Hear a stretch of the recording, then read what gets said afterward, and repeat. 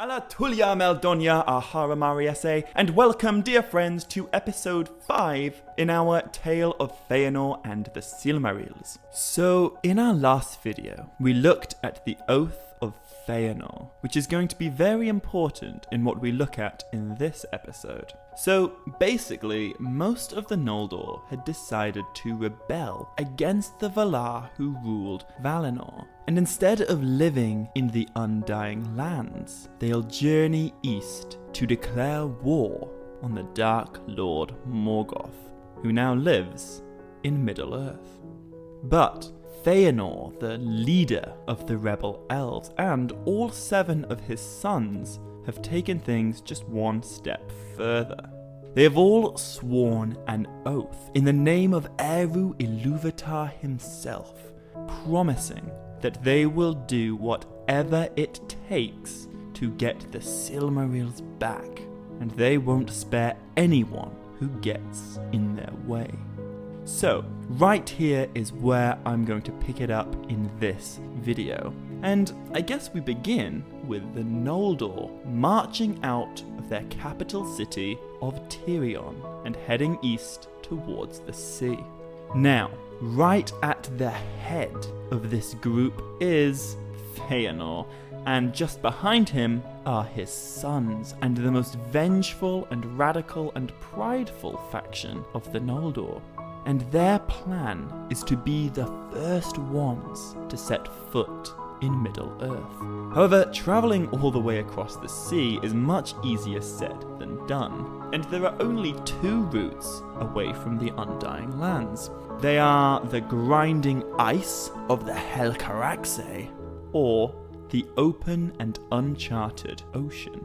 Now, it is unanimously decided that the Helcaraxë is far too dangerous a route, so Fëanor's faction of Noldorine decide that their only option is to sail. But the problem is, the Noldor are a land-based people, and there isn't a single shipwright amongst them.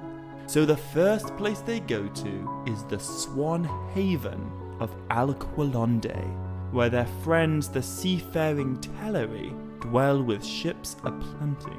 However, what the Noldor do not realise is that from afar they're being watched, and the dude who's watching them is an insanely awesome character called Thorondor. And Thorondor is the king of all eagles. Now, it's probably not going to be much of a surprise that Thorondor, the king of the eagles, works for Manwë, the king of the wind and sky. And Thorondor's actually been given a really important quest by his boss. His job is to take a convocation of eagles, which is just the collective noun for eagles, and they are to follow the Noldor in secret and watch over their journey, hopefully reporting anything interesting or untoward back to Manwë. And this is where the eagles, that we know from The Hobbit and Lord of the Rings, come from.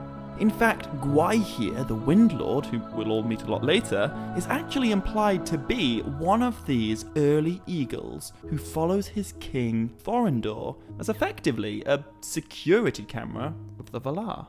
Anyway, eventually Fëanor and his host arrive at Alqualondë, where the Sea Elves or the Teleri live. And Alqualondë, I have to say, is actually one of my favourite locations in all of Arda. Like, if I had to choose one place in Arda to live, I don't know, Alqualondë would be at the very top of that list. See, it's ruled by the High King of the Teleri, whose name is Olwë.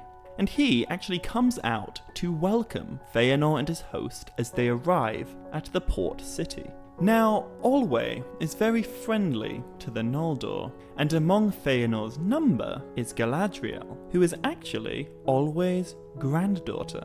See, if you remember, Galadriel's mother is Eärwen, a princess of the Teleri and the daughter of King Olwë. So, Fëanor explains to Olwë and the Teleri what's gone down elsewhere in Valinor, with the destruction of the trees and the theft of the Silmarils. And Fëanor actually tries to recruit the Teleri in the hope that their numbers might bolster his army. So what he does is he says he needs the Teleri ships, as they are the only way to get to Morgoth and to fulfill their oath. However, it's worth remembering that Morgoth never actually bothered trying to corrupt the Teleri, so they're still really pure and in love with the Valar, and they're quite content to live peacefully in paradise.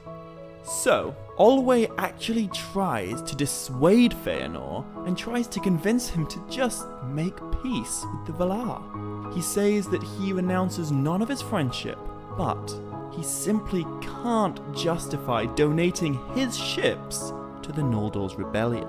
But when Fëanor hears this, he becomes, of course, furious. And in classic Fëanor fashion, he starts going on and on and on about how the Teleri are in debt to the Noldor and how they owe him these ships in exchange for all the gems and jewels that the Noldor have forged for them over the years.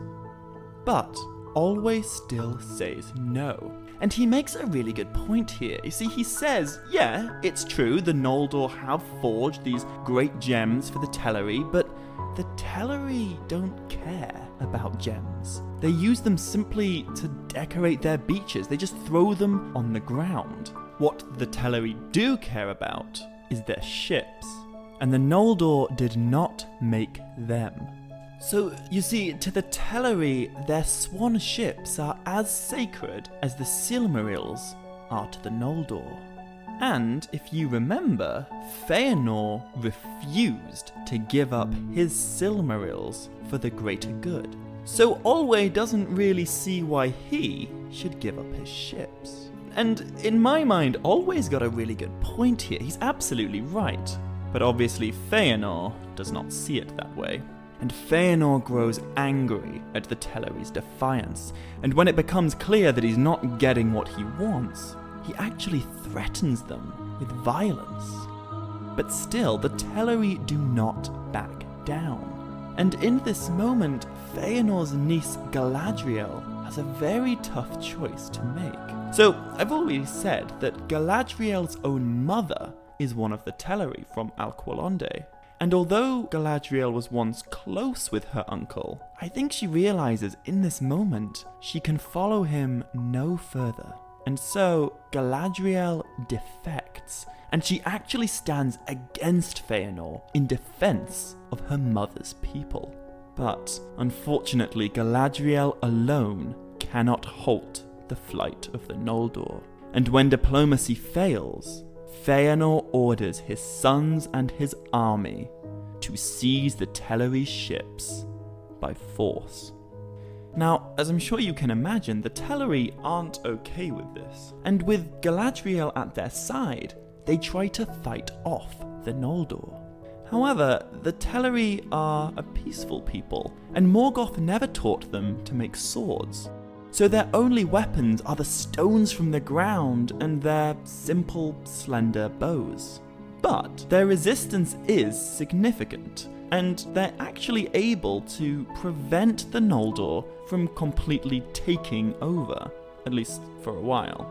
However, the prize mistake of the Teleri is that they underestimate the oath of Fëanor. And as we know, Fëanor and his sons have each vowed to kill anyone who stands between them and the Silmarils. And so, at Alqualondë, a great tragedy befalls the Elves, and it is one from which there can be no return. See, Fëanor draws his sword, and he begins the slaughter of the Teleri. Now, Fëanor's oldest son Maedhros, along with his 6 brothers, are also honor-bound to do the same. And thus begins the first Kinslaying of the Elves. Now, this is really, really brutal, and the Teleri dead stain the waters of Alqualondë red. But, despite the superior strength of the Noldor, the Teleri do have the advantage of numbers, and they are, for a while, able to turn the massacre into at least a battle. 3 times the Teleri repel Fëanor, but the Noldor keep returning. And everything soon changes when the second host of the Noldor arrive. So, in the last video, I talked about how Fëanor's brother Fingolfin was very reluctant to lead his people into rebellion. And he really only does so out of obligation to Fëanor. Now, for this reason, and also the fact that his faction is much bigger and slower, Fingolfin arrives late to the Kinslaying. And when he does arrive, he has absolutely no idea why the violence has broken out. But as he looks upon Alqualondë, he sees his Noldorin brethren being fiercely waylaid by the Teleri, and Fingolfin makes a very unfortunate assumption. You see, he assumes that the Teleri are working on behalf of the Valar, who would rather see the Noldor dead than let them leave Valinor. And so Fingolfin makes a grievous and tragic mistake. He arms himself and he orders his much larger host to join the battle, where alongside the forces of Fëanor, they conclude the mass murder of the Teleri. So, whoa, that's so intense. This is such a dark part of the story, and it truly is a huge turning point in the tale. So, when the fighting is finally finished, the bodies of many Teleri litter the waters of Alqualondë. Now, I should say that Fëanor takes no joy in his actions. He doesn't relish them, he's not a monster yet. But he doesn't regret them either. See, in his mind, it was all a part of the oath, and he had no choice. And, to be fair, from Fëanor's perspective at least, it does seem worth it. Because now the Noldor have control over an entire fleet of ships, upon which they can sail to Middle-earth and take vengeance on Morgoth.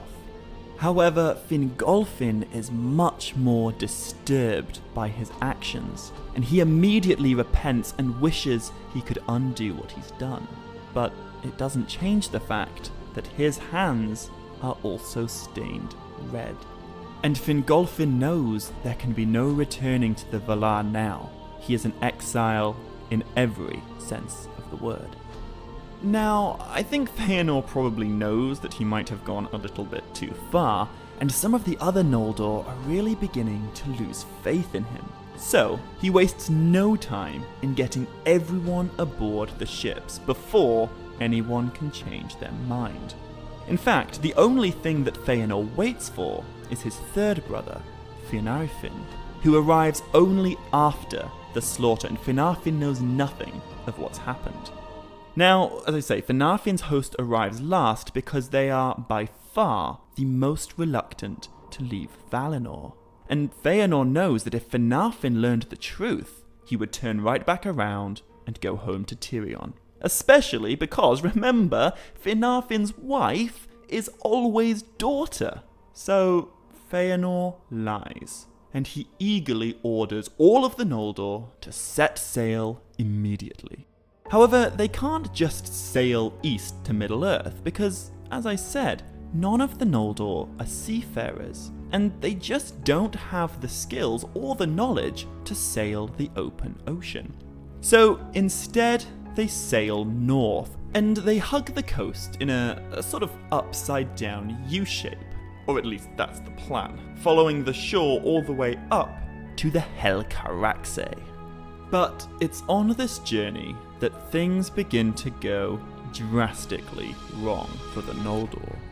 You see, King Olwë of the Teleri was not slain at Alqualondë. He actually survived. And now he stands on the shore and he prays to the Maya spirit who watched over his people. And this Maya is called Ossë, and he is the lord of storms and coastal waters. And Ossë is not happy. Now, he's actually a really interesting guy as Ossë because he is the only Maya that we know of who turns to evil and follows Melkor, but then changes his mind. and switches back to the good guys. So yeah, thousands of years ago, presumably during the Age of the Lamps or possibly even earlier, Ossë was approached by Melkor, who saw that he had real violence and wildness inside him. And Melkor successfully corrupted Ossë, but Ossë's wife Uinen redeemed him. Anyway, the point of this is that Ossë is a very dangerous Maia to antagonize, and he absolutely loved the coastal Teleri. They were his people.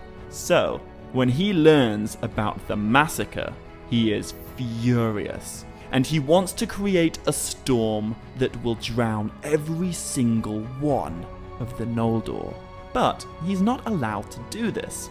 You see, the Valar have explicitly stated that the Ainur must not interfere with the flight of the Noldor, which means that no one's allowed to help or hinder the elves. But Ossë is a very clever Maia, and he gets around this by talking to his wife Uinen and telling her all about the Kinslaying. Now, Uinen is also a Maia of coastal waters, but she's usually the calmer of storms. She's kind of the patron saint of sailors for that reason. But when she learns what the Noldor have done, she becomes so distraught that her tears raise up the sea in wrath. And in the ensuing flood, a great many of the ships are destroyed, and many, many Noldor drown. But I should say that Fëanor, Fingolfin, and Finarfin, and all their children, do survive. But this doesn't mean they're off the hook, because as the Noldor struggle to sail through the storm, a great figure appears on the shore. And this figure is Mandos, the doomsman of the Valar. So, in a voice that is grim and terrible, Mandos pronounces judgment and prophecy that will forever afterwards be known as the doom of the Noldor. Now, every single one of the elves hears this doom, and it's a really significant prophecy that won't be forgotten anytime soon. Now, in order to do this full justice, I'm going to have to read Tolkien's exact words, because this is one of the most amazing little passages in the whole story. I mean, there are so many amazing passages, but this truly is one of them. So, what Mandos says is this: "Tears unnumbered ye shall shed, and the Valar shall fence Valinor against you, and shut you out. On the house of Fëanor the wrath of the Valar lieth from the west to the uttermost east. Their oath shall drive them and yet betray them, and ever snatch away the very treasures they have sworn to pursue. To evil end shall all things turn that they begin well, and by treason of kin unto kin, the dispossessed shall they be forever. Ye have spilled the blood of your kindred, and have stained the land. For blood ye shall render blood, and beyond Valinor ye shall dwell in death's shadow. For though no sickness may ail you, slain you may be, and slain you shall be. The Valar have spoken." Now, it's hard to imagine that Fëanor wouldn't at least feel some shame or regret upon hearing this, but there's nothing really he can do. The oath has been taken, the doom has been declared, and now Fëanor and his sons are powerless to take it back. However, Fëanor's youngest brother, Finarfin, who, remember, arrived late and did not partake in the kinslaying, he is distraught at hearing this doom upon his people. From the beginning, Finarfin and his host were always the most reluctant to leave Valinor, and for them, this is the end of their journey. You know, Finarfin is a lover and a poet and an artist, but he's not a warrior like his brothers. And so he begs his children to turn back with him and return to the grace of the Valar. But despite the fact that his daughter Galadriel's hands are completely untainted by the kinslaying, she does refuse to go back with him. Now, Galadriel has lost all love for her uncle Fëanor at this point, but she hasn't forgotten her ambition to one day rule a realm in Middle-earth. Now, this is a really important moment for Galadriel, because she is offered forgiveness, but she refuses to beg for pardon. Her youthful pride and ambition still outweigh her wisdom. But if we skip forward, literally thousands and thousands of years for a moment, we'll come to quite a familiar scene from The Lord of the Rings, which I feel really brings Galadriel's character full circle. So, in the Fellowship of the Ring, as you know, Galadriel is finally offered unlimited power when Frodo Baggins offers her the One Ring. And in that moment, Galadriel has the chance to take everything she's ever wanted since she first met Fëanor. But ultimately, at the end of all things, Galadriel's wisdom finally overshadows her ambition, and Galadriel lets the ring go. And this is why Galadriel says in the books and in the movie, she passed the test, and she can now return across the sea and remain Galadriel. And this effectively ends her 7,000-year-long exile, which began right here on this ship. And this is such a wonderful little detail about Galadriel's character that you just don't get if you've only read The Lord of the Rings. But anyway, back to the actual story. Finarfin bids his daughter farewell. But he also has to bid his sons farewell, for his eldest son, Finrod, is among the noblest of all the elves in Valinor, and he just can't abandon his sister or his people to Fëanor's rash leadership. So, Finrod and all his brothers join their sister Galadriel, and all of them follow their uncle Fingolfin on the journey to Middle-earth. Now, before we go on, I just want to give one last shout out to Finarfin, because this is where his role in the story comes to an end. He returns to Tirion with a small group of his peace-loving Noldor, and there he stays. And with Finarfin's father Finwë dead and both his brothers in exile, Finarfin becomes the new High King of the remaining faithful Noldor. And so, until, well, the end of time, really, Finarfin rules his people with fairness, valor, and compassion. And just think about that. During all the awful things that happened throughout the First Age, and the Second Age, and the Third Age, and during Lord of the Rings, and all of it, Finarfin is still there, in the West, being awesome. And I think we can all learn something from this. In a world full of Fëanors, I like to think maybe we should all be a bit more like Finarfin. Anyway, that's enough hippie bollocks. Moving on, the remaining Noldor rebels are now sailing north. But all is not well amongst them. Many of Fingolfin's hosts have come to really hate and resent Fëanor, who they, possibly rightly, believe is leading them to their doom. Now, they never really liked him in the first place, but after the kinslaying, it has become clear to the majority that Fingolfin would make a much better king. So, when the Noldor reach the icy shores near the Helcaraxe, the fleet is forced to drop anchor, as a lot of their ships were damaged in Uwienen's flood. In fact, there's now no longer enough ships to take all of the Noldor to Middle-earth in one go. So, it becomes clear that a few are going to have to sail first, and then send the ships back to collect the rest.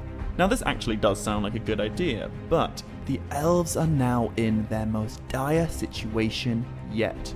You see, they're now in the uttermost north, and the temperatures have plummeted, and even the stars are barely visible.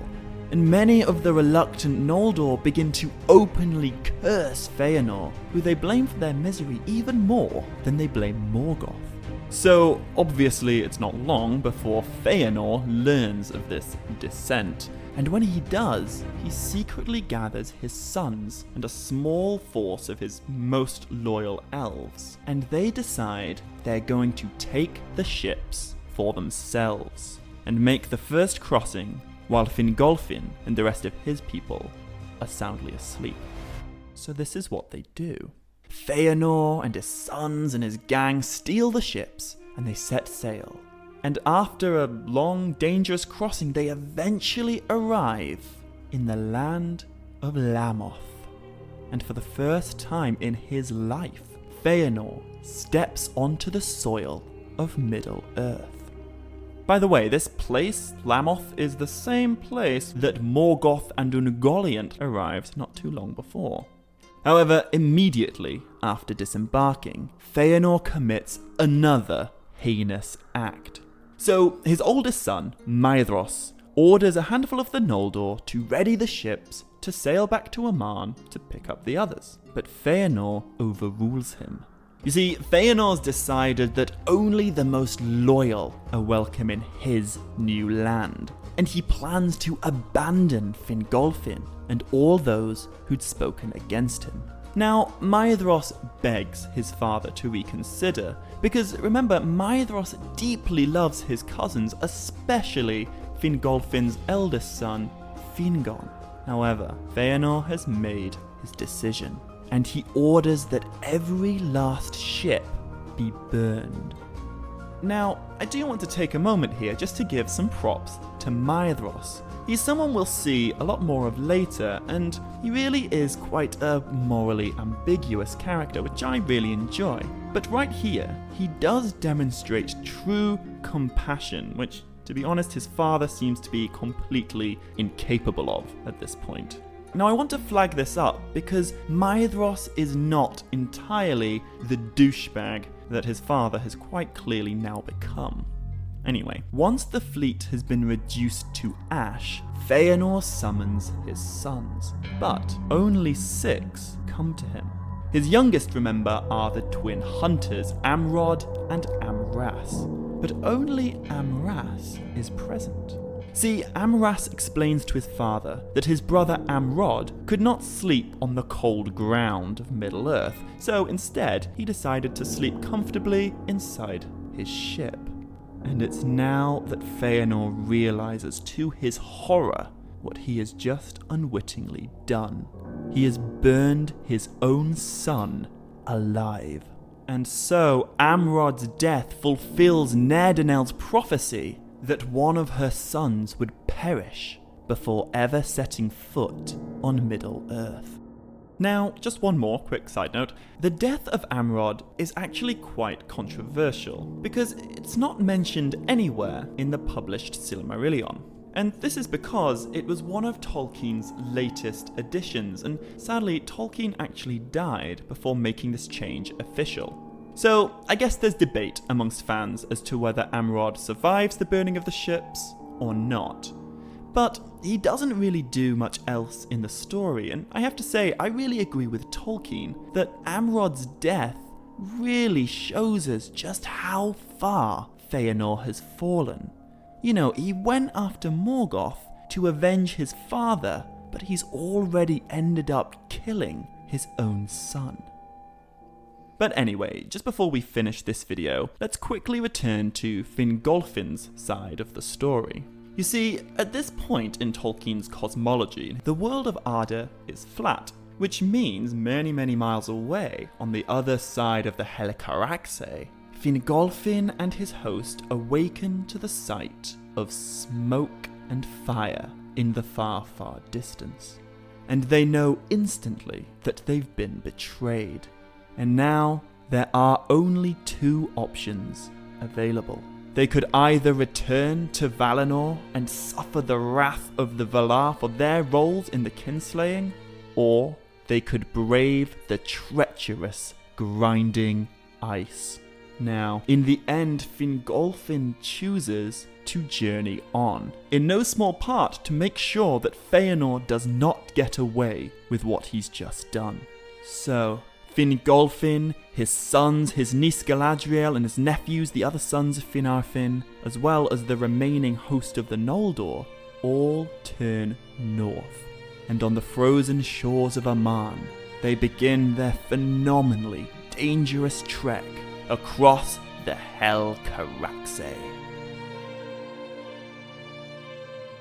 And I'm afraid that is where I'm going to have to end it in this video. But next week I will continue and conclude the tale of Fëanor and the Silmarils. So to make sure you don't miss that, hit that subscribe button if you haven't already, and there is just enough time for another Tolkien fun fact. Now, this video's fun fact is actually relevant to a minor character that I've just talked about in this very episode. You see, Olwë, the High King of the Teleri, has two brothers in Tolkien's works. Now, if you've seen the video about the Great Journey, you'll know one of these brothers is Elwë, the first High King who got lost in the woods of Beleriand. But what I didn't mention is that there is a third brother called Elmo.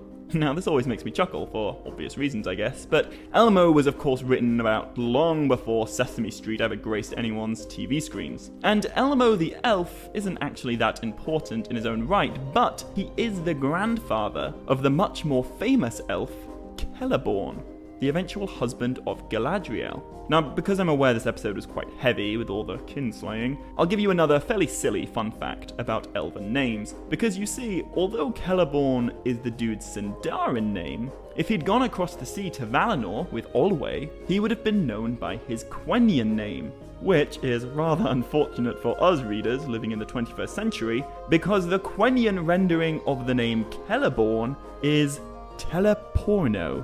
And yes, this makes Celeborn the only character with the word porno in his name. I feel like that's probably half the reason he stayed in Beleriand. But anyway, I'm probably trivializing Celeborn's many contributions to Middle-earth by making fun of his name, so I guess I'll stop. But as always, thank you all very much for watching, and until next time, dear friends, much love, stay groovy, and Navaya Melanin.